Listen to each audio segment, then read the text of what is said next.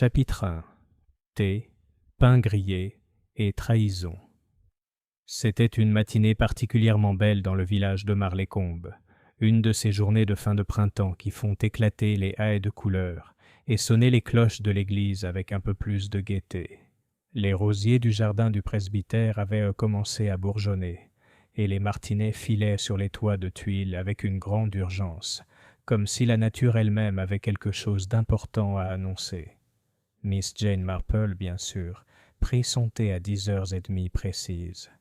Elle n'était pas du genre à faire des histoires, ni même à altérer le rythme de sa vie tranquille simplement parce que le monde extérieur avait décidé de s'épanouir avec une vigueur inhabituelle.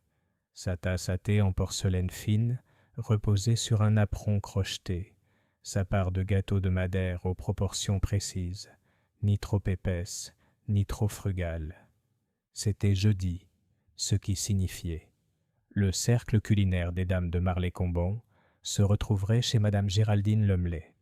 Miss Marple n'avait jamais vraiment approuvé ce nom, trop long et plutôt prétentieux, mais elle avait appris depuis longtemps que s'opposer à la vie de village en valait rarement la peine. De plus, on ne sait jamais ce qu'on peut apprendre en mangeant des scones. La réunion battait déjà son plein lorsque Miss Marple arriva. Madame Lumley, une femme imposante, affublée d'un penchant pour les foulards osés et les boucles d'oreilles inutilement voyantes, rayonnait près du buffet, servant une louche de sirop de fleurs de sureau. Il y avait au moins une douzaine de femmes présentes. De la jeune et hargneuse Madame Greta Harper, dont le petit garçon accumulait sans cesse les bleus, à la professeure de piano à la retraite, Miss Eunice Pritchard, qui portait encore des gants, même à l'intérieur. « J'adore votre confiture de pétales de rose, Miss Marple », roucoula Dora Finchley, une femme bien intentionnée quoiqu'un peu étourdie. « Vous devez absolument contribuer à notre petit projet avec la recette. »« Ah !» répondit doucement Miss Marple, « j'aurais pensé que l'intérêt d'une recette secrète était plutôt qu'elle reste secrète. » Il y eut un éclat de rire, mais il ne dura pas, car à cet instant précis, la porte s'ouvrit et Madame Amelia Fosdike entra. Or, Madame Fosdike n'était pas une membre régulière du cercle. En réalité, elle était plus connue pour son langage acerbe et ses critiques encore plus acerbes en matière de pâtisserie, qu'elle publiait dans le Marlécombe Gazette sous le pseudonyme Plume de Primevère Personne, n'avait jamais avoué publiquement connaître sa véritable identité, mais tout le monde la connaissait. Et personne n'aimait ses tartelettes à la confiture, toujours sèches. Elle portait également quelque chose d'inhabituel, un grand livre relié en cuir. « Bonjour, mesdames, » dit-elle d'une voix sèche. « Je ne vous interromprai pas trop longtemps. J'ai seulement apporté quelque chose qui pourrait intéresser le groupe. Ceci. » Elle baissa le volume avec un léger bruit sourd. Est le recueil de recettes patrimoniales de Marlécombe. Il y eut un moment de silence. Madame Lumley cligna des yeux. Ce vieux truc ? Je croyais qu'il avait disparu. Madame Fosdike renifla. Égaré, pas perdu. Je l'ai trouvé parmi les affaires de mon défunt cousin. J'ai jugé bon de le rendre au village. Le livre lui-même était une sorte de légende. Compilé pendant la Première Guerre mondiale, il contenait des recettes fournies par presque toutes les familles du village. Certaines pratiques, d'autres fantaisistes, quelques-unes absurdement extravagantes. Le dernier endroit connu où le livre se trouvait était la bibliothèque de Madame Adelaide Bramley, décédée près de 15 ans auparavant. La plupart des gens pensaient qu'il avait été jeté accidentellement avec un lot de vieux recueils de cantiques. « Oh !» s'écria Madame Finchley. « Ne serait-ce pas tout simplement merveilleux de redonner vie à certains vieux plats ?» Mais tout le monde ne souriait pas. Miss Marple, toujours attentive à l'atmosphère, remarqua les expressions étranges. Un léger raidissement de la mâchoire de Madame Harper, la façon dont Miss Pritchard replia brusquement ses gants dans son sac à main, la rougeur qui envahit les joues de Madame Lumley. Oh, il vaut mieux laisser certaines choses dans le passé, murmura Eunice Pritchard d'un ton sombre, en prenant une bouchée de son éponge Victoria qui semblait inhabituellement agressive. La réunion prit fin peu après. Il y eut quelques applaudissements polis, un bref débat sur les recettes à adapter au goût du jour, et une suggestion hésitante d'organiser une fête de village mettant en valeur les plats du compendium. Mais quelque chose avait changé. Un malaise sous-jacent teintait désormais les conversations polies. Plus tard dans l'après-midi, Miss Marple passa devant le bureau de poste en rentrant chez elle. Les vitres avaient été fraîchement lavées et ornées de banderoles patriotiques en prévision de l'anniversaire prochain de la reine. Le jeune Timothy Blount, qui y travaillait l'après-midi, était penché maladroitement sur le comptoir et feuilletait un magazine policier. « Bonjour, Miss Marple, » dit-il avec un sourire. « Y a-t-il eu des meurtres aujourd'hui ?» Elle lui adressa un léger sourire. « Oh, Timothy, à Marlécombe, il ne faut pas plaisanter. » Mais le lendemain matin, le village ne plaisanterait plus, car à exactement 8h15 le lendemain, Madame Amelia Fosdyke a été retrouvée morte, affalée sur sa table de petit déjeuner, une tranche de pain grillé à moitié mangée à côté d'elle, et le recueil de recettes ouvert jusqu'à sa toute dernière page. Le gendarme a été appelé. Le médecin a confirmé que c'était soudain. Très soudain. Cardiaque. Très probablement. Et en milieu de matinée, Marlécombe Gazette avait déjà commencé à rédiger une nécrologie respectueuse. Mais Miss Marple remarqua plusieurs choses étranges. Premièrement, le pain grillé n'avait pas brûlé, et Madame Fosdyke le grillait toujours trop. Deuxièmement, la recette de la dernière page, celle qu'elle était censée lire au moment de sa mort, n'était pas écrite de la même main que les autres. Enfin, Miss Marple se souvint de la tension qui avait envahi la pièce dès que ce vieux livre poussiéreux avait été dévoilé. Un souvenir, tel un murmure à peine perceptible, commençait à refaire surface. Personne d'autre ne semblait inquiet. La police était déjà confiante. Mais Miss Marple savait par expérience que le mal se dissimulait souvent sous les formes les plus domestiques, comme une tasse de thé, ou la dernière page d'un livre de recettes. Elle attrapa pensivement ses gants de jardinage. Il ne fallait pas commencer à se renseigner trop tôt, mais bientôt, très bientôt, elle commencerait à poser des questions, tranquillement, doucement, comme seule Miss Marple pouvait le faire. Chapitre 2. Les ragots sur la confiture de groseilles à maquereau. Vendredi, en milieu de matinée, la nouvelle s'était répandue à Marlécombe comme une volée d'oiseaux effrayés. Madame Amelia Fosdyke, opiniâtre précise et malheureusement encore en vie hier, était bel et bien morte.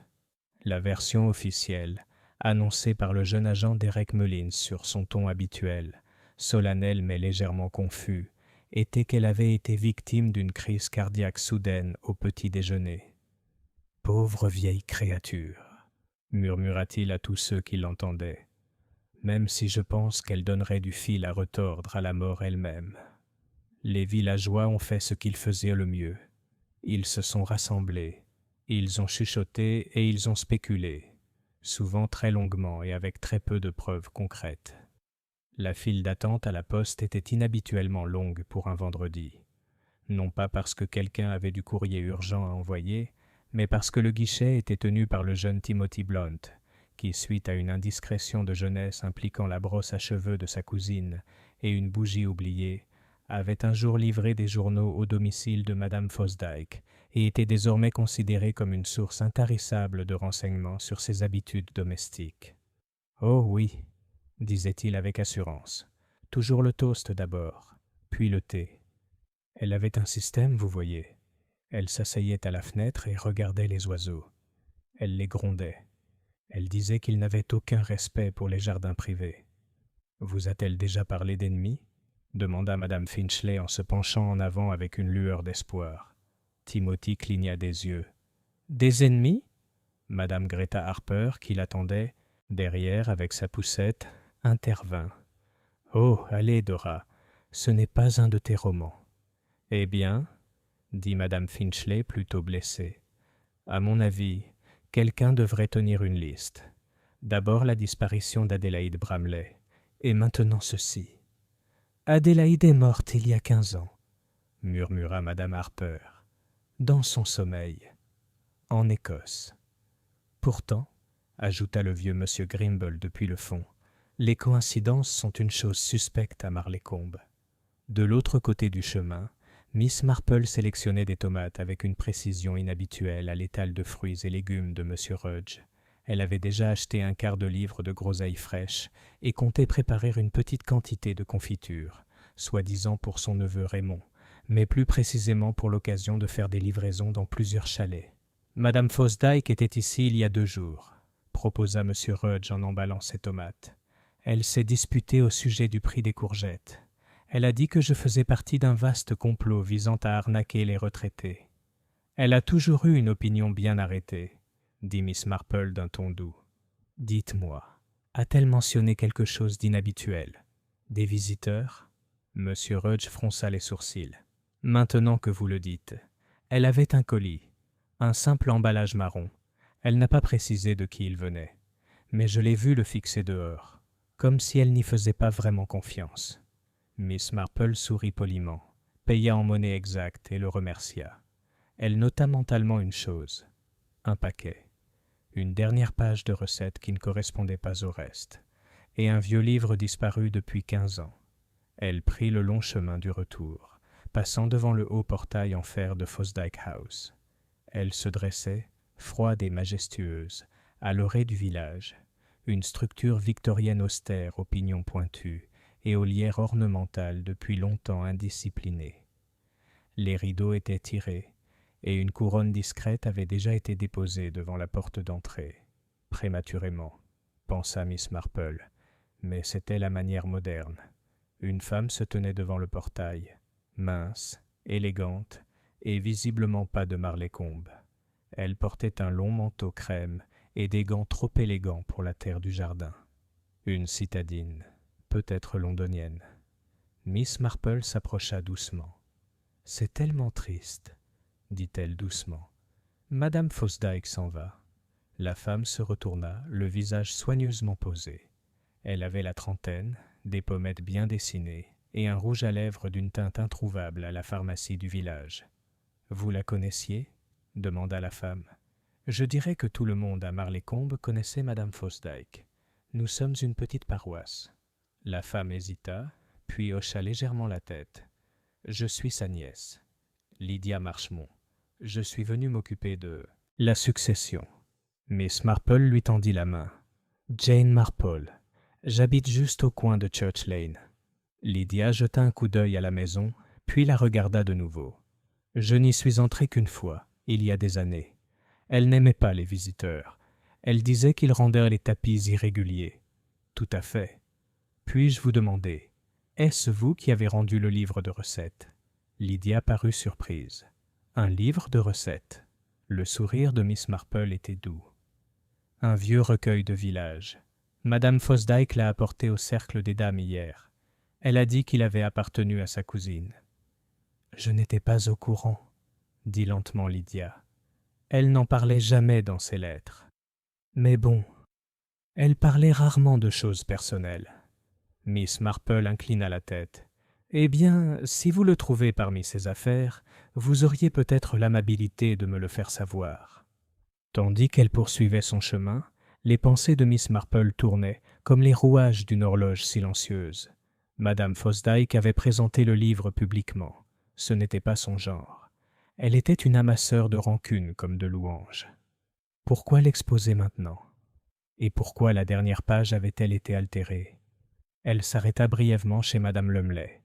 Officiellement, pour déposer un pot de confiture de groseille. Officieusement, pour observer. Géraldine Lumley ouvrit la porte avec un regard distrait, son tablier fleuri tacheté de farine. « Jane, ma chère, oh, comme c'est gentil, tu m'as sauvé la vie. J'ai déjà eu 3 appels aujourd'hui. Tout le monde me demandait des nouvelles de ce satané livre de recettes. Il semble que cela ait remué quelque chose, » dit doucement Miss Marple. Madame Lumley hocha la tête. « Vous savez, j'ai cru voir quelque chose d'étrange hier. Quand Amélia a tourné les pages, la dernière était blanche. Puis, ce matin, j'ai appris qu'on l'avait trouvée ouverte sur une page d'instruction pour la conserve de figues rouges. Je ne m'en souviens plus du tout. Un nouvel ajout, peut-être? Ou un faux, murmura-t-elle. Je connais l'écriture de la compilatrice originale. cette chère Millicent Alberdine, et cette page n'était certainement pas la sienne. Miss Marple ne dit rien pendant un moment. « Géraldine, dit-elle doucement, quelqu'un a-t-il vérifié si l'une des recettes était, eh bien, incriminante? Compromis ?» Madame Lumley cligna des yeux. « Que voulez-vous dire ?»« Oh, je n'attends rien, » dit Miss Marple avec un petit sourire, mais parfois le passé ressurgit de manière très curieuse, surtout quand il a été écrit. Tandis que Miss Marple regagnait son cottage, le poids paisible du jour s'abattait sur Marlécombe comme une brume s'élevant des champs. Les villageois murmuraient et s'interrogeaient. Le constable haussait les épaules et prenait des notes, et le vicaire préparait un éloge funèbre, bref, mais de bon goût. Mais derrière son cardigan doux et ses poignets en dentelle, l'esprit de Miss Marple était déjà en mouvement. Il y avait eu un colis, une page falsifiée, un cercle de femmes, dont certaines étaient devenues pâles à la vue d'un vieux livre. Quelqu'un avait une raison de garder le passé enterré, et quelqu'un, soupçonnait-elle, était prêt à tuer pour que cela reste ainsi. Chapitre 3. Un ingrédient inattendu. Le samedi matin, le soleil se leva pâle et humide, comme si même la météo s'était arrêtée pour réfléchir au départ soudain de Madame Fosdike. Une légère brume recouvrait les haies, adoucissant les murs de pierre et les toits pentus de Marlécombe. Les cloches de l'église sonnaient faiblement l'heure, mais les oiseaux semblaient atténués, et le vacarme habituel des tournées du laitier arrivait avec un demi-temps de retard. Miss Marple était assise près de sa fenêtre, une aiguille à la main, en train de repriser une paire de chaussettes en laine pour lesquelles elle n'avait aucune affection particulière.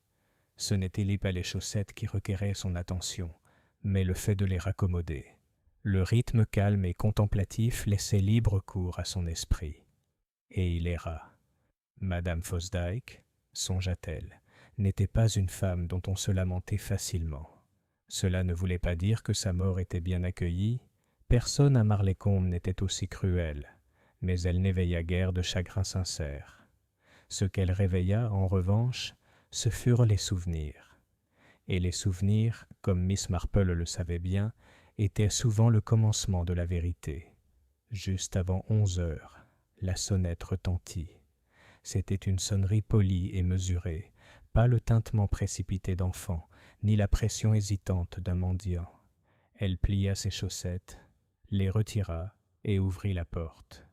Sur le pas de sa porte se tenait le révérend Nigel Everley, vicaire de Saint-Aldelme depuis 8 ans, un homme réfléchi à la voix douce et aux épaules qui semblaient toujours légèrement alourdies par un poids invisible. « Mademoiselle Marple, dit-il, chapeau à la main, puis-je vous déranger quelques minutes? Je me sens perturbé. »« Bien sûr, révérend, répondit-elle en s'écartant. Entrez, s'il vous plaît. Je mettais juste du Darjeeling. » Ils étaient assis dans le salon, le vicaire serrant sa tasse de thé comme un homme ayant plus besoin de sa chaleur que de son goût. « J'ai visité la maison Fosdike ce matin, a-t-il commencé. Pour réconforter la famille? Il n'y a pas de famille, comme vous le savez. Seulement la nièce, mademoiselle Marchmont. Elle a l'air bien, même si, on le comprend, elle est dépassée.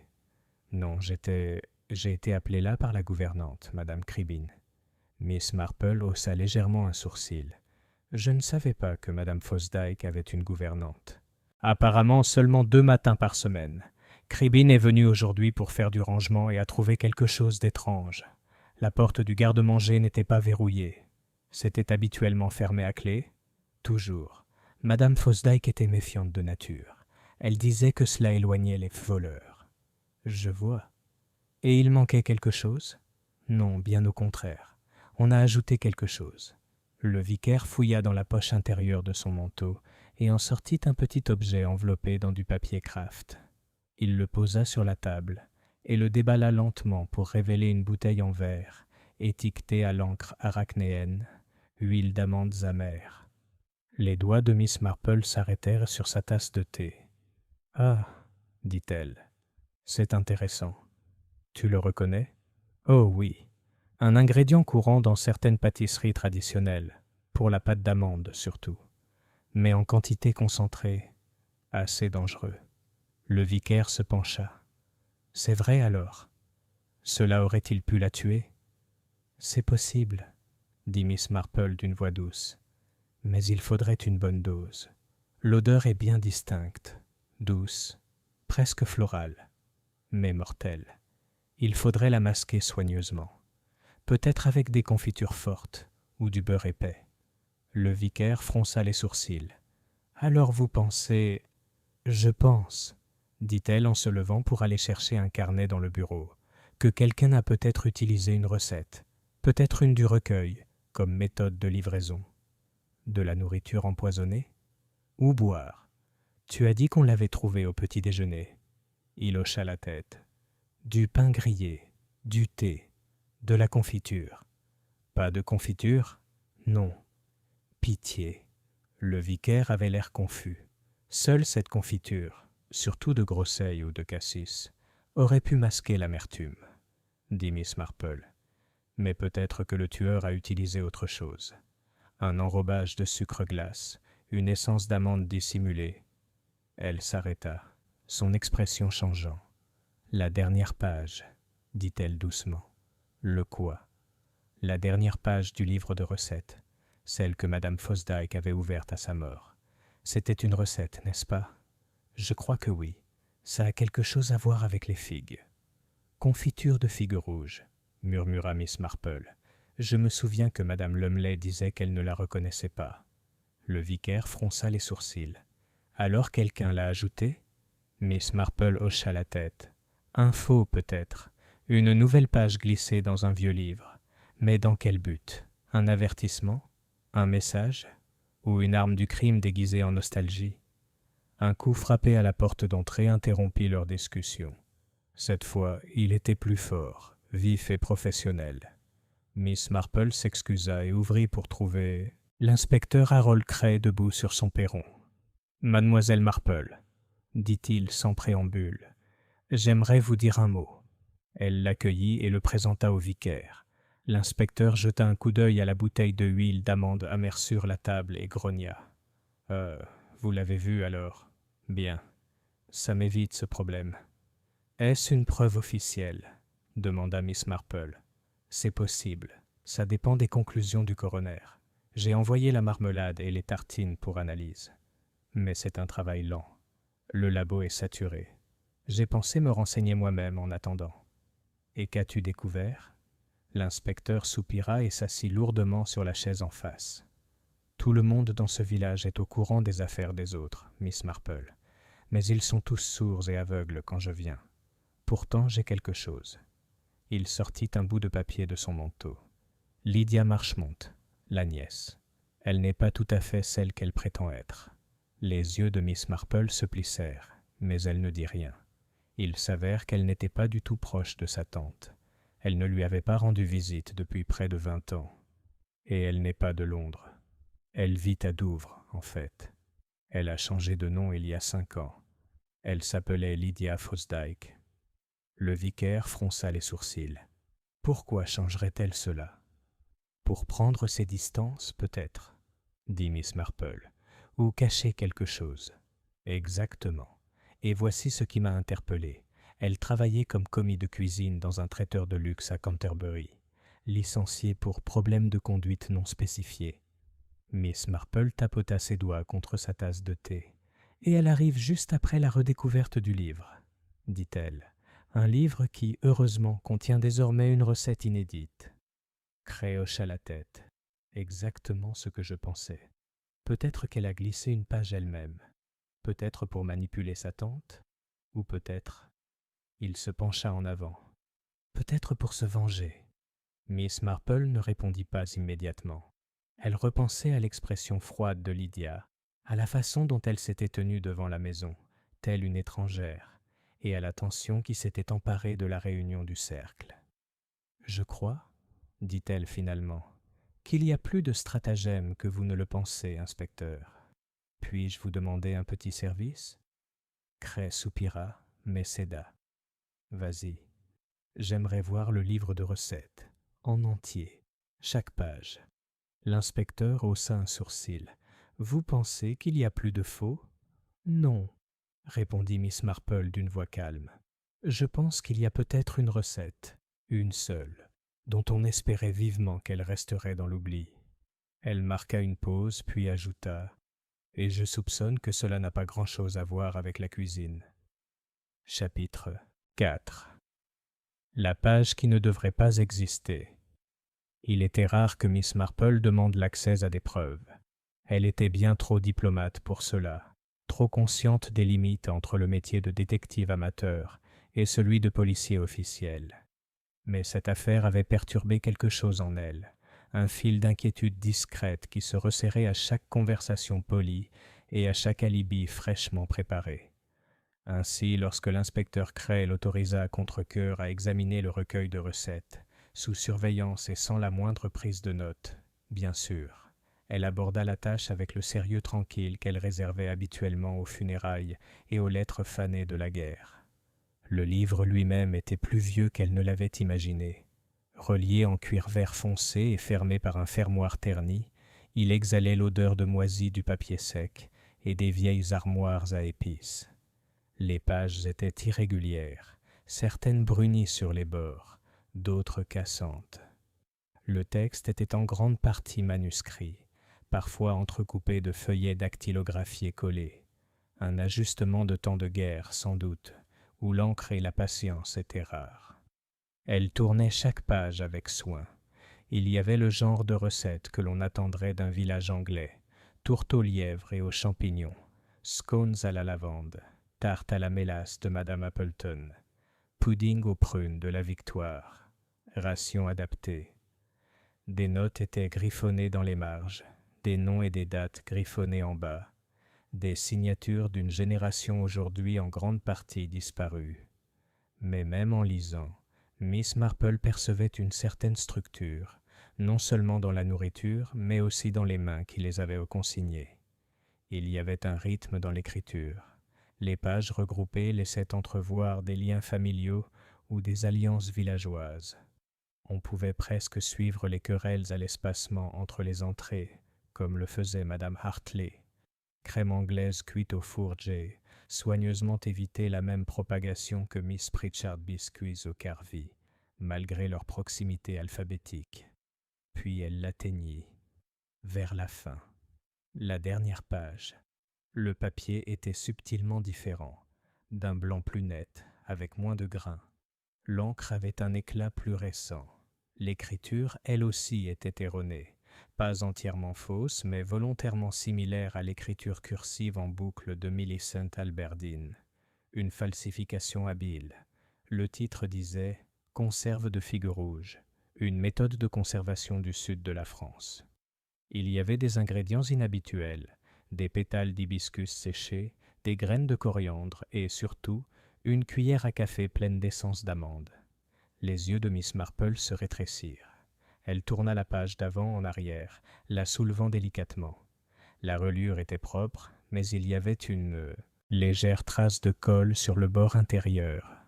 Quelqu'un l'avait soigneusement, mais sans expertise, collée au dos. Et puis elle l'a vue. Pressée dans la marge, à peine visible à moins d'être prise sous le bon angle, se trouvaient les initiales « L.F. Lydia Fosdyke ». Elle ferma doucement le livre. « Inspecteur », dit-elle. « Cette page a été ajoutée assez récemment. L'encre n'est pas encore complètement fixée dans le grain, et je crois que c'est mademoiselle Marchemont, qui est en fait mademoiselle Lydia Fosdyke, qui l'a placée là. » Cray, debout derrière elle, les bras croisés, fit un signe de tête sombre. Elle le nie. « Elle le ferait, » répondit calmement Miss Marple. « Mais dites-moi, y a-t-il jamais eu une dernière page originale ?» Cray fronça les sourcils. C'est étrange. Après vérification des registres du presbytère, il semble que le livre comportait une dernière inscription, une sorte de pudding éponge. Elle figurait dans un dépliant d'une manifestation du village datant de 1921. Mais elle n'est plus dans le livre maintenant. Puis quelqu'un a enlevé la dernière page et l'a remplacée par celle-ci, dit Miss Marple, plus pour elle-même que pour lui, pour cacher ce qui s'y trouvait autrefois, ou peut-être pour l'écraser. Cray soupira et se gratta la tête. Ça ne nous donne toujours pas de mobile.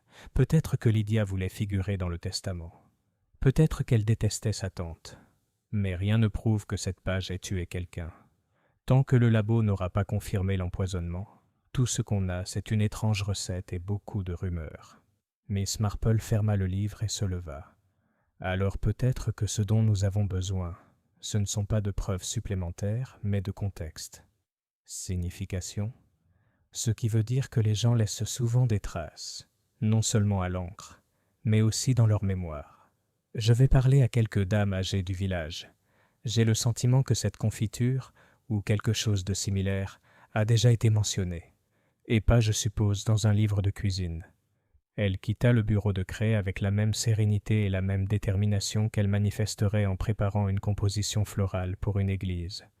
Mais intérieurement, son esprit s'emballait. Elle s'arrêta d'abord au cimetière, où Miss Eunice Pritchard, qui ne manquait jamais son rituel matinal, polissait la plaque de laiton à côté du banc en pierre que son frère avait donné avant la guerre. « Eunice, » dit doucement Miss Marple, « je me demandais si vous vous souveniez de quelque chose d'inhabituel. » Miss Pritchard, qui n'appréciait guère les interruptions mais aimait être consultée pour que cela soit consigné, cligna des yeux. « Cela dépend du type d'inhabituel auquel vous faites référence. » « Une confiture de figues, plus précisément, avec des amandes et de l'hibiscus. » L'expression de mademoiselle Pritchard resta immobile pendant quelques instants. Puis elle se leva, lentement, époussetant les taches de cirage sur sa jupe. « Je n'ai pas entendu parler de cette recette depuis près de 40 ans, dit-elle, et je te conseille, Jane, de faire très attention à qui tu en parles. » Miss Marple pencha la tête. « Alors, il y a une histoire. » Mademoiselle Pritchard hocha la tête d'un air sec. « La vieille Lizzie Ormewood en faisait, avant la guerre. Elle disait que ça venait d'une Française qu'elle connaissait à Londres. Elle en avait apporté un pot un jour au déjeuner des moissons en 1936. Vicar a failli s'étouffer avec. À cause du goût ? Non, à cause de ce qui s'est passé ensuite. Il faut se souvenir du scandale. En fait, Miss Marple ne l'a pas fait, mais elle a attendu. Lizzie, dit mademoiselle Pritchard en baissant la voix, s'était mise avec le mari de quelqu'un d'autre. Pas n'importe qui, celui de Béatrice Fosdyke. Ah. Béatrice était mariée au frère cadet d'Amélia, n'est-ce pas ? En effet. Un petit homme doux, mort jeune, une crise cardiaque, disait-on. Mais certains au village, enfin, ils chuchotaient. Ils chuchotaient à propos de la confiture de figues. Ils disaient que c'était la dernière chose qu'il avait mangée avant de s'effondrer. Miss Marple sentit les fils se resserrer. « Rien n'a jamais été prouvé, » poursuivit mademoiselle Pritchard. « Mais Lizzie a plié bagage et est partie 15 jours plus tard. Elle a dit qu'elle allait travailler dans un café à Portsmouth. Elle n'est jamais revenue. Et la recette ? Disparue avec elle. Jusqu'à maintenant, semble-t-il. » Miss Marple la remercia et rentra lentement chez elle, ses pensées alignées comme des soldats à la parade. Une femme revient au village après des décennies. Une femme dont la tante a peut-être été trahie par un rival amoureux. Une femme qui remet au goût du jour une recette oubliée, peut-être tristement célèbre. Qu'avait dit Miss Pritchard ? Faites attention à qui vous parlez. Miss Marple avait maintenant une liste de noms en tête. Géraldine Lumley, Dora Finchley, Greta Harper, toutes présentes au cercle, toutes avec leur réaction à la parution du livre. Et peut-être, juste peut-être, tout cela est lié à une pensée secrète depuis longtemps enfouie. De retour à son cottage, Miss Marple alluma un petit feu dans la cheminée et s'assit pour tricoter. Dehors, le village vaquait à ses occupations. Chapeau du dimanche, tonte de gazon, gâteau et facteur. Mais dans ses contours doux, quelque chose de plus tranchant s'agitait. Et Miss Marple, douce et observatrice, suivait le fil, jusqu'à la recette qui n'aurait pas dû exister. Chapitre 5. Chuchotement dans les bancs de l'église. À Marlécombe, les dimanches matins étaient sacrés à plus d'un titre. La fréquentation de l'église relevait moins de l'inspiration divine que de l'habitude, et des ragots. Du grincement de la cloche de cuivre au-dessus du porche du cimetière à la légère odeur de cire d'abeille et de livres de cantiques à l'intérieur de Saint-Aldelme, tout se déroulait comme une pièce de théâtre bien rodée. Les fidèles se saluaient avec une grâce solennelle, s'installaient soigneusement sur des bancs familiers et murmuraient le Notre Père tout en surveillant secrètement qui paraissait pâle, qui avait l'air rouge et qui paraissait scandaleusement joyeux après un récent deuil. Miss Marple, comme toujours, était en avance. Elle était assise à 2 bancs de l'avant, près de la chaire, son livre de cantiques ouvert, mais l'esprit ailleurs. Elle portait un modeste chapeau bleu marine, orné d'une petite plume, et un manteau de laine grise, boutonné jusqu'en haut, non pas par froid, mais par respect pour les bonnes manières. En attendant que l'assemblée s'installe, ses yeux bleu pâle balayaient l'église par petits traits subtils. Lydia Marchmont, ou Fosdyke selon le masque, était arrivée. Elle était assise, raide, au fond, seule, vêtue d'un élégant manteau noir et d'un voile bien trop ostentatoire au goût du village. Elle ne chantait ni ne baissait la tête pendant les prières. 3 bancs devant elle se trouvait madame Géraldine Lumley, entourée de son mari, un homme si insignifiant que personne ne se souvenait de son prénom, et d'une pile de notes manuscrites qu'elle avait glissées dans son recueil de cantiques. Elle récitait les versets avec application, mais ses doigts tremblaient légèrement en tournant les pages. Mademoiselle Dora Finchley était assise juste derrière les Lumley, coiffée d'un chapeau cloche en feutre rose qui jurait avec son foulard orange. Ses yeux erraient comme un lapin dans un champ de laitue, et elle jouait si fort avec ses gants que l'un d'eux faillit tomber dans l'assiette de Kate. Greta Harper, la plus jeune du groupe, était venue sans son mari.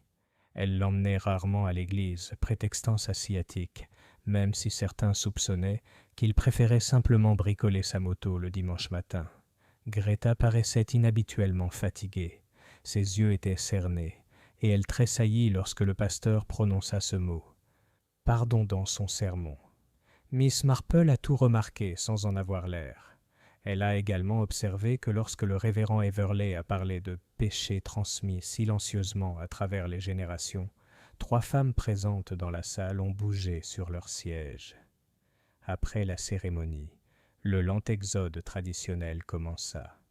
Un défilé de laine et de dentelle, de plaisanteries murmurées et de regards rapides. Les marches de la sacristie devinrent un goulot d'étranglement. Les invitations à prendre le thé furent lancées, déclinées ou subtilement évitées. Miss Marple attendait son moment. Elle s'approcha du vicaire alors qu'il se tenait à la porte, serrant des mains, encore à moitié perdues dans son propre sermon. « Vous nous avez donné beaucoup de matière à réflexion ce matin, révérend, » dit-elle doucement. Il sourit d'un air las.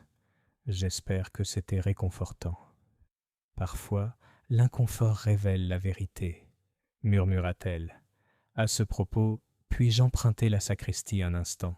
J'aimerais aborder un sujet avec madame Finchley, en privé. » Le révérend cligna des yeux mais hocha la tête. « Bien sûr, Miss Marple. » Miss Marple se tourna avec la douce autorité qu'elle seule pouvait exercer. « Dora, ma chère, puis-je vous déranger ?» Dora Finchley s'est figée au milieu d'une conversation avec Greta Harper, la bouche toujours entr'ouverte autour de la phrase. Un temps tout simplement épouvantable pour les lys. Ses yeux s'écarquillèrent légèrement, mais elle suivit Miss Marple sans protester. La sacristie sentait le vieil encens et les livres de cantiques, avec de légères traces de cire à meubles à la lavande. Miss Marple ferma la porte derrière eux. Dora cligna des yeux, nerveuse. « Il y a quelque chose qui ne va pas, Jane. » »« Pas faux, ma chère. Juste intéressant. Voyez-vous, je crois que vous connaissiez plutôt bien Lizzie Ormwood. » Il y eut une brusque inspiration. « Oh, s'il vous plaît, ne prétendez pas le contraire, » ajouta doucement Miss Marple. « Vous étiez toutes les 2 cuisinières au domaine de Bramley pendant l'été 1935, n'est-ce pas? C'était au programme de la fête paroissiale. Je les garde toutes dans un tiroir, une habitude ridicule, je sais. » Dora déglutit. « Oui, on était proches. Mais ça fait des années que je n'ai pas pensé à Lizzie. J'ai du mal à y croire, » dit doucement Miss Marple, « surtout maintenant que sa recette est de retour. » Dora pâlit. Je ne savais pas que c'était le sien. Mais tu l'as reconnu? La voix de Dora était presque un murmure. Je croyais que j'imaginais des choses. Je me suis souvenu de l'hibiscus. Il semblait si exotique à l'époque. On n'avait jamais rien vu de tel au village. Lizzie disait que c'était la couleur des secrets. Elle l'a partagé avec toi? Dora hocha la tête. Une fois, une seule. On en avait fait une fournée ensemble. Elle m'a dit que c'était une vieille astuce familiale. Pour le charme, disait-elle. Pour la séduction. Dora eut un rire sans humour. À l'époque, on pensait que tout était une question de romantisme. Et puis elle est partie, a expliqué Miss Marple. Dora hocha de nouveau la tête. Ce n'était pas seulement le scandale, je crois qu'elle avait peur. Béatrice l'avait confrontée, pas seulement à propos de la liaison, mais d'autres choses. Une histoire de papier disparu. Lizzie était terrifiée. Quel genre de papier? Je ne l'ai jamais su. Mais elle a fait ses valises le lendemain matin et a disparu. Elle a laissé un mot d'excuse. Je n'ai plus jamais eu de ses nouvelles. Miss Marple réfléchit en silence pendant un moment. Et maintenant sa recette réapparaît, dit-elle finalement, attachée à un livre trouvé, comme par hasard, en possession de Madame Fosdyke, qui se trouve avoir survécu à son frère et à sa femme. Les yeux de Dora s'écarquillèrent. Tu crois que Lizzie était... Je ne sais pas encore, mais quelqu'un utilise sa mémoire, ou son mythe, pour susciter la peur. Peut-être la culpabilité, ou peut-être quelque chose de plus. Dora tendit la main et toucha celle de Miss Marple. « Je ne l'ai pas tuée, Jane, je le jure. »« Je vous crois, » dit Miss Marple, « mais je pense que vous êtes en danger. Pas à cause de la police, mais à cause de quelqu'un qui tient absolument à ce que le passé reste enfoui. » Elle s'arrêta. « Dis-moi, Dora, Lizzie a-t-elle déjà parlé d'un enfant ?» Dora cligna des yeux. « Un enfant? Non. Du moins, non, pas directement. » Miss Marple hocha lentement la tête. « Je vois. Merci, ma chère. Ce sera tout pour le moment. » Elle laissa sortir Dora par la porte latérale de la sacristie, puis se retourna et se dirigea vers les fonds baptismaux, plongée dans ses pensées. Une recette, un scandale, une page manquante, et peut-être un enfant. Elle se retourna vers la nef et vit que Lydia Marchmont, ou Fosdyke, était toujours assise sur le dernier banc, impassible. Son visage était tourné vers le vitrail, mais ses mains étaient fermement serrées sur ses genoux. Miss Marple descendit l'allée et s'arrêta à côté d'elle. « Mademoiselle Marchmont, » dit-elle doucement. « Ou devrais-je dire, Mademoiselle Lydia Fosdyke. » Lydia se retourna lentement. Aucune surprise ne se lisait sur son visage, juste de la résignation. « Alors tu m'as découvert? »« Non, ma chère, » dit doucement Miss Marple. « Tu t'es trahie. Le reste n'est que déduction. » Les lèvres de Lydia se contractèrent en quelque chose qui ressemblait à un sourire. « Elle le méritait, tu sais, » murmura-t-elle. « Elle a tout gâché. Elle a ruiné ma mère. » Miss Marple ne dit rien. Lydia se leva lentement. « On marche ?» dit-elle. « Il y a des choses qu'il vaut mieux dire dehors. » Miss Marple hocha la tête, mais prit note mentalement de les conduire au-delà du jardin du vicaire, où l'inspecteur Cray prenait, par hasard, le thé avec sa femme. Parce que la confession, Miss Marple le savait, fleurissait souvent lorsqu'on laissait simplement les gens parler. Chapitre 5. Amantes amères et sangs amers. Le vent s'était levé lorsque Miss Marple et Lydia Fosdyke sortirent de St. Aldelms, faisant onduler doucement les herbes du cimetière et perturbant la plume du chapeau de Miss Marple. Au-dessus de nos têtes, des nuages gris arrivaient de l'est, un front frais balayant Marlécombe, emportant avec lui une odeur de pierre humide et un silence. Ils marchèrent un moment en silence. Miss Marple, bien que modeste, ouvrait la marche vers le jardin du presbytère, un chemin de gravier sinueux bordé de lavande et de sauge. Lydia la suivait, les mains gantées jointes devant elle, le visage crispé par l'effort de se contenir. Elle marchait comme quelqu'un qui porte en lui un souvenir trop vif pour être retenu. Ils passèrent sous l'arche de rosiers grimpants. Devant eux, à peine visible à travers les arbustes, l'inspecteur Cray se penchait au-dessus d'une tasse de thé avec sa femme, leur conversation semblant informelle. Miss Marple le nota sans commentaire. « C'est étrange, » commença doucement Lydia, une fois hors de portée des autres. « On passe sa vie à essayer d'oublier une chose, et puis elle nous poursuit. Les pages reviennent à la surface alors qu'on croyait le livre clos. » « J'imagine que vous parlez de votre mère, » dit Miss Marple d'un ton doux mais ferme. La bouche de Lydia se contracta. « Oui, Béatrice Fosdike. Vous vous souvenez probablement d'elle comme de la femme qui portait trop de parfum et qui murmurait pendant les funérailles. Je me souviens d'elle comme d'une femme qui restait très silencieuse lorsqu'on parlait d'elle. Cela laissait toujours entendre quelque chose à cacher. » Lydia eut un rire sec. Elle en avait plein. Les secrets étaient sa monnaie d'échange. Mais mon père en avait plus. Miss Marple ne dit rien, laissant Lydia se dérouler à son propre rythme. C'était un homme discret, du genre à s'excuser après avoir éternué. On le prenait pour un faible, mais c'est Béatrice qui gardait la façade. L'hôtesse, la souriante épouse du vicaire. Et puis, l'affaire. Avec Lizzie Ormwood. Oui, les yeux de Lydia s'assombrirent. On disait qu'elle l'avait ensorcelée. Le village parlait d'elle comme d'une gitane, étrangère et étrange parce qu'elle aimait la cardamome et l'été français. Mais ce n'était pas elle qui était dangereuse. Miss Marple se tourna légèrement, juste assez pour faire face à son compagnon. Alors qui était-ce? Lydia s'arrêta de marcher. Ses mains tremblaient. Ma tante, Amelia. Elle détestait Lizzie. Elle la trouvait vulgaire. Elle la trouvait ambitieuse. Mais en réalité, elle était jalouse. De la relation de Lizzie avec ton père? Oui, mais plus que ça. Lizzie le faisait rire. Mon père était discret, mais Lizzie savait le faire parler.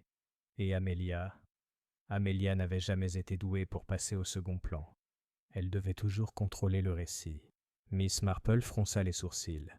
Connaissiez-vous Lizzie? Lydia hésita, seulement à la fin. J'avais 9 ans quand elle était partie, mais je me souviens de son arrivée au jardin. Elle apportait des pots de confiture enveloppés dans du tissu. Une fois, elle m'a apporté un collier de perles de lavande. Je l'ai toujours. Je me souviens de sa voix, chaude, comme du miel. Ma mère se raidissait à chaque fois qu'elle apparaissait. Et puis elle a disparu. Après la mort de père, raconta Lydia. Il s'est effondré dans le salon. On disait que c'était son cœur. Mais Lizzie est venue à la maison ce soir-là. Elle a essayé de parler à mère, et je me souviens que mère a claqué la porte. Lizzie pleurait. Le cœur de Miss Marple s'agita. Croyez-vous que votre tante a quelque chose à voir avec la mort de votre père? Lydia tourna les yeux vers le ciel gris. Je ne sais pas, mais je me souviens les avoir entendus, ma mère et Amelia. Elles chuchotaient dans la cuisine. Amelia dit « C'est fait maintenant. Elle partira discrètement, comme toujours. » Les doigts de Miss Marple se resserrèrent autour de sa canne. « Et le livre de recettes ?» demanda-t-elle après une pause. « C'est toi qui l'as fait ?» Lydia hocha lentement la tête. En triant les papiers d'Amelia, j'ai trouvé un tiroir plein de choses. De vieilles lettres, des photos, et puis une page pliée, écrite de la main de ma mère. C'était la vraie dernière page du livre de recettes. Un pudding éponge au zeste de citron. Amelia l'avait arraché, caché. Et la page qui l'a remplacée? Je l'ai écrite, admit Lydia. J'ai copié la recette de Lizzie sur une vieille enveloppe trouvée dans un livre de conserve française. Je ne sais pas pourquoi. Peut-être que je voulais leur rappeler. Ou peut-être que je voulais qu'ils se tortillent. Miss Marple s'arrêta de marcher. « Lydia, dit-elle prudemment, as-tu empoisonné ta tante ?» Il y eut un long silence. Le jardin semblait s'apaiser autour d'eux. « Non, murmura Lydia. Je le voulais. Dieu me vienne en aide, je l'ai fait. Mais quand je suis arrivée, elle était déjà effrayée. Elle était nerveuse, comme si quelque chose allait arriver. Et puis elle a montré le livre, et tout le monde a eu l'air tellement choqué. J'ai réalisé que je n'avais rien à faire. Le passé s'en chargeait pour moi. Miss Marple l'observait, évaluant la profondeur de son chagrin, la pointe d'amertume. Lydia semblait sincère, ni brisée ni dramatique, mais à vif, comme une pierre polie par des décennies de silence. « Savez-vous ce qui m'effraie, Miss Marple ?» demanda soudain Lydia. « Qu'est-ce que c'est, ma chérie ? » « Que peut-être personne ne l'a tuée. Peut-être qu'elle est juste morte. Et maintenant tous ses secrets sont révélés au grand jour, pour rien. » Miss Marple pencha la tête. Les secrets ont tendance à empoisonner même les innocents. Parfois, ce n'est pas l'acte, mais la dissimulation qui cause les dégâts. Derrière eux, l'inspecteur Cray s'était levé de la table à thé et s'approchait. Miss Marple lui adressa un léger signe de tête. « Je vous laisse parler à l'inspecteur, » dit-elle à Lydia, avec le ton que l'on emploie pour encourager un invité nerveux à entrer. Dans un salon, Lydia esquissa un sourire crispé et s'immobilisa à l'arrivée de Cray. Miss Marple retourna lentement vers le Lychgate, le pas mesuré, l'esprit hanté par des questions changeantes. Elle avait cru Lydia, du moins en grande partie. Mais quelqu'un avait tué Amelia Fosdyke. Miss Marple avait côtoyé la mort assez longtemps pour reconnaître l'odeur de la culpabilité, et elle ne venait pas de Lydia. Non, quelqu'un d'autre avait vu cette recette falsifiée et avait paniqué. Quelqu'un qui craignait d'être démasqué. Quelqu'un qui se souvenait de la recette de Lizzie et de ce qu'elle avait signifié. Miss Marple atteignit son cottage, déverrouilla la porte et se dirigea droit vers l'âtre. Elle alluma le feu, même s'il n'était pas encore froid. Puis elle décrocha ses gants de jardinage du crochet. Il était temps de rendre visite à Géraldine Lumley. Car s'il y avait une chose que Miss Marple comprenait mieux que les recettes de confiture, le poison ou les ragots du village, c'était la peur déguisée en hospitalité. Et Géraldine cachait quelque chose derrière ses scones parfaits et ses rideaux fleuris. Chapitre 6. Sous la croûte beurrée. Il était un peu plus de 2 heures lorsque Miss Marple arriva à la résidence Lumley, une villa édouardienne impeccablement entretenue au nord de Marleycombe, avec ses rideaux de dentelle qui flottaient rarement et ses géraniums qui fleurissaient avec une précision suspecte. Géraldine Lumley était connue dans tout le village comme un modèle d'excellence domestique, le genre de femme dont les armoires à linge étaient déclassées par ordre alphabétique et dont le gâteau au citron ne manquait jamais de lever. Mais Miss Marple, avec son instinct aiguisé pour les faux pas du comportement humain, avait toujours senti qu'il y avait quelque chose de fragile sous cet extérieur poli, comme si la perfection avait été construite non pas pour le plaisir, mais pour la protection. Géraldine ouvrit la porte elle-même, vêtue d'un chemisier beige impeccable et d'un large tablier tacheté de farine. Son sourire était large, mais une tension perlait aux commissures de ses lèvres. « Jane, quelle surprise! Entrez, j'allais justement mettre la pâte. »« Je ne vous retiendrai pas longtemps, » dit chaleureusement Miss Marple en entrant dans le hall, jetant un coup d'œil à l'étagère à chaussures bien rangée et au léger parfum de muscade qui flottait dans l'air. « Je suis juste venu vous rendre votre pot de confiture et, eh bien, vous demander un petit quelque chose. » Ils entrèrent dans la cuisine, où un grand saladier en céramique était posé sur un plan de travail en bois et un rouleau à pâtisserie attendait, telle une sentinelle. Géraldine fit signe à Miss Marple de s'asseoir à table et lui offrit une tasse de thé, qui fut déclinée d'un léger signe de la main.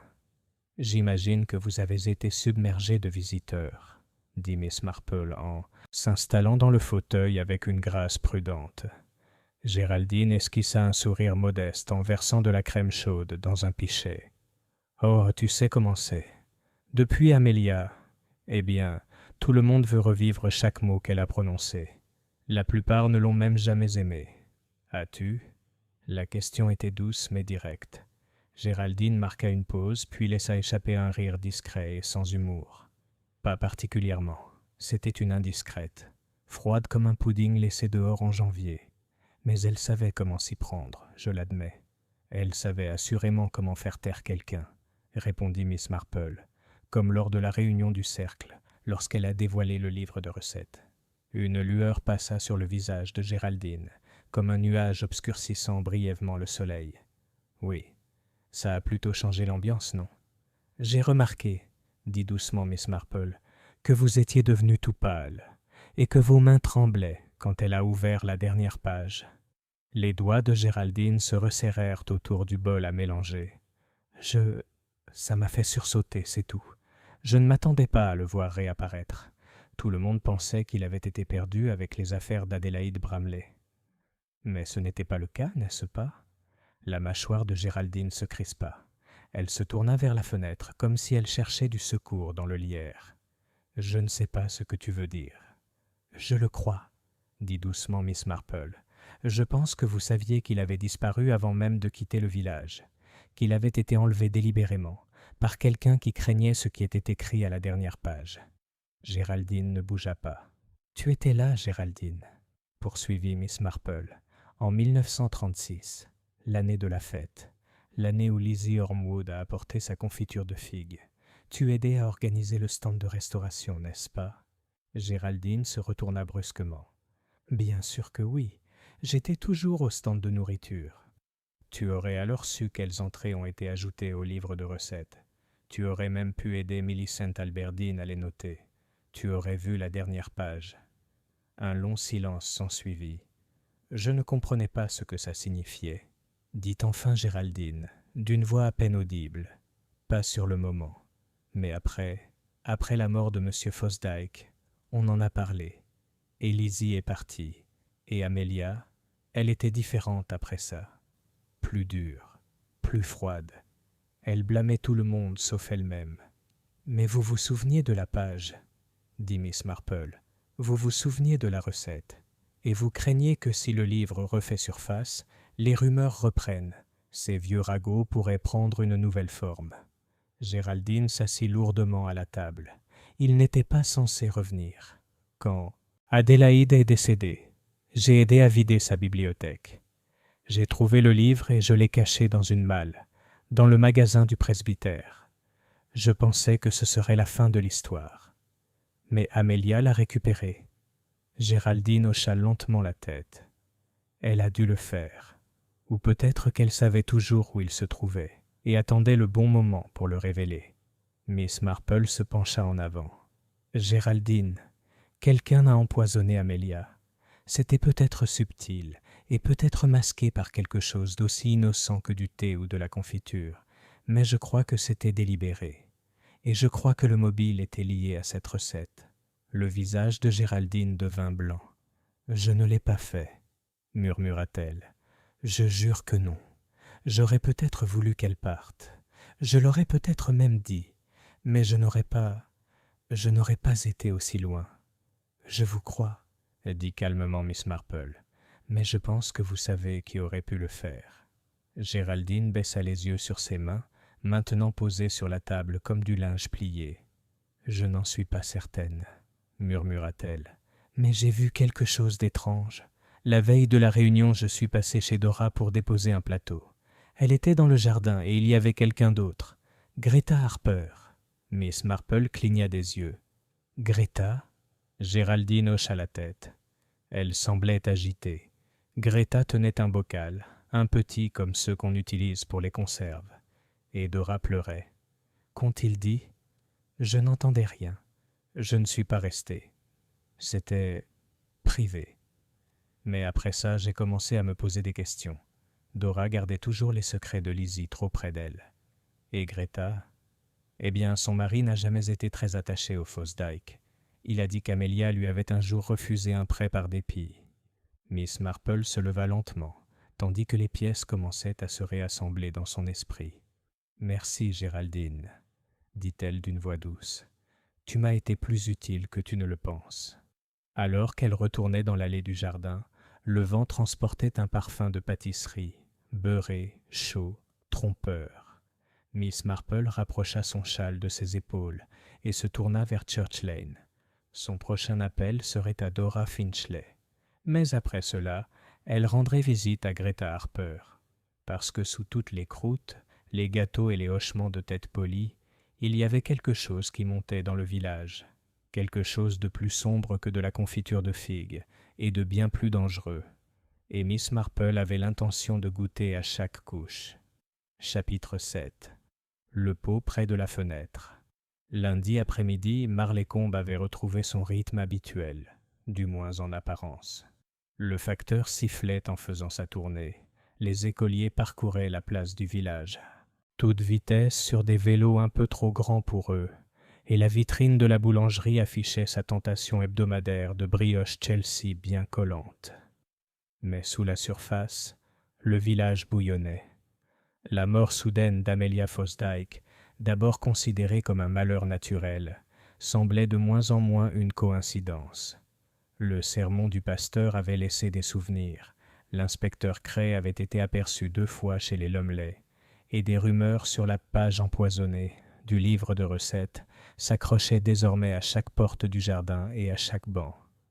Miss Marple, toujours sereine, se rendit à Cedar Bank, la modeste maison en briques rouges de Greta Harper et de son mari, Collie. Le jardin était soigné, mais sans chichi, avec des pots de thym et de menthe bordant le chemin, et un bain d'oiseaux fissuré où les moineaux se baignaient dans la poussière plutôt que dans l'eau. On aurait dit une maison tenue en ordre par souci de praticité plutôt que par fierté. Elle frappa 2 fois. Un silence suivit, puis un bruit de pas. Greta ouvrit, son tablier saupoudré de farine et ses cheveux hauts